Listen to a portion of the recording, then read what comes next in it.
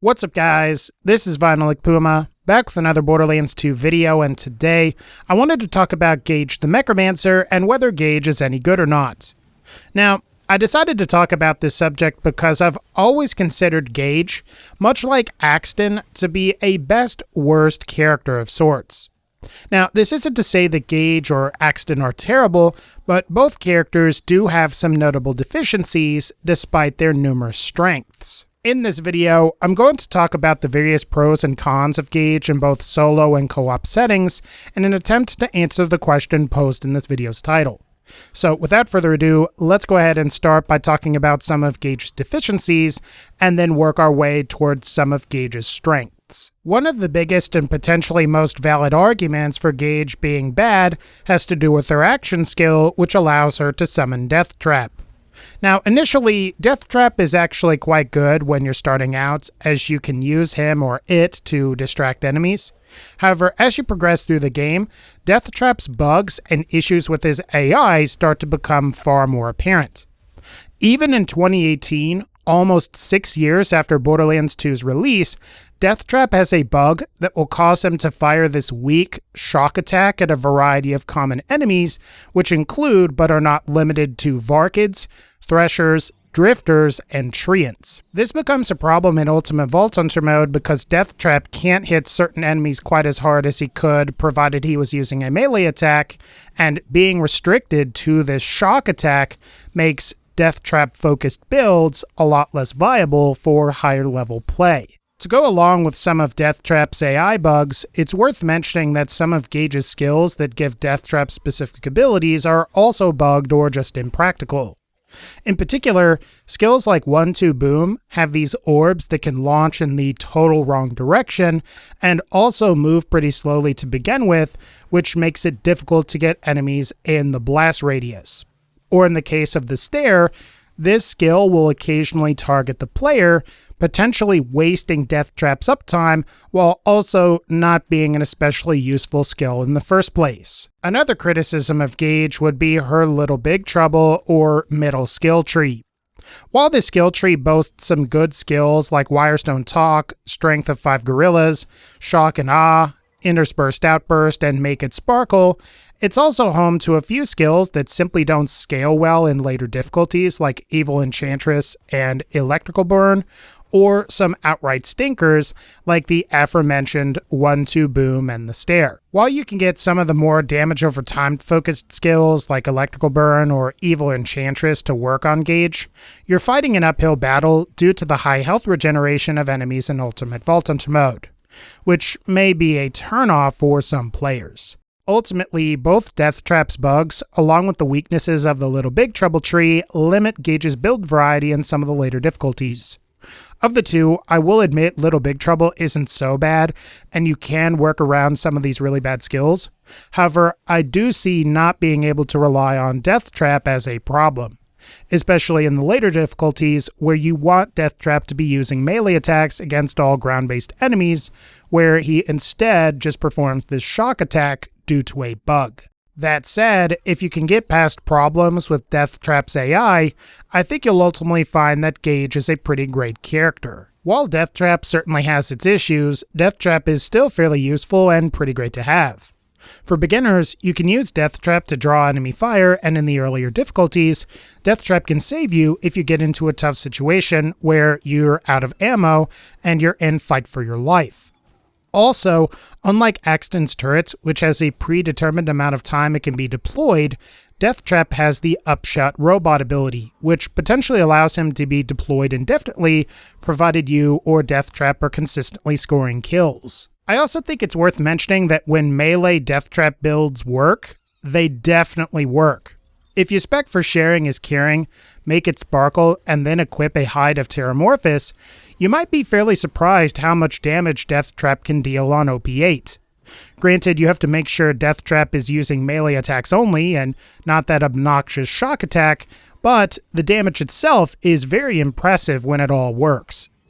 So, yes, while I've ragged on DEATHTRAP earlier on in this video, he is an asset to beginners and would probably be better if Gearbox ever went back and fixed some of the issues with his AI. Now, something else we should talk about is Gaige is close enough. It seems really silly to focus on just this one skill, but Gaige is close enough is actually pretty amazing. After all, Gaige is really the only character that can fire at a wall and potentially have the bullets still hit enemies.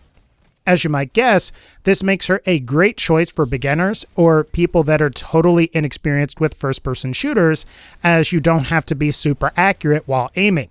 However, at higher level play, close enough can be used to great effect to help offset some of the accuracy penalties that result from having a bunch of anarchy stacks. So with this in mind, if you're new to FPS games and you're trying to pick a character, Gaige is a great choice because close enough can help offset some of your inaccuracy. Or if you're really experienced with FPS games and you just want a way to tame the accuracy penalties that you receive from anarchy, close enough is a great skill. But speaking of skills, it's about time we talked about anarchy. Anarchy is pretty much Gaige's best skill and will allow Gaige to become pretty powerful with minimal skill point investment. Assuming you put 1 point in the skill and acquired 150 stacks, you should receive a 262.5% bonus to your gun damage. Granted, this also lowers your accuracy by the same amounts, making your shots pretty inaccurate. However, when paired with a shotgun and/or heavy investment in the close enough skill, you can offset the accuracy penalty somewhat. It's also worth mentioning that with heavier investment into the ordered chaos tree, you can get that 150 stack cap up to 400, giving you a 700% gun damage boost, and with a Slayer of Terramorphous class mod, you can get up to 600 stacks for a 1050% gun damage boost. While I will admit that 600 stacks is overkill, 200 to 400 stacks does happen to go really well with certain weapons and can pretty much one or two shot most mob type enemies. I also think that a lot of the anarchy associated skills or some of the other skills from the ordered chaos tree like Discord, Blood-Soaked Shields, Typecast Iconoclast, Rational Anarchist, the Nth Degree, and Pre-Shrunk Cyberpunk are all generally considered to be excellent, and if you're worried about some of the deficiencies from some of Gaige's other skill trees, many of these aforementioned skills make up for a lot of those issues. As far as anarchy is concerned, I would say that even if you don't plan to heavily invest in Gaige's ordered chaos tree, you might as well pick up this skill for the potential damage bonus it can provide.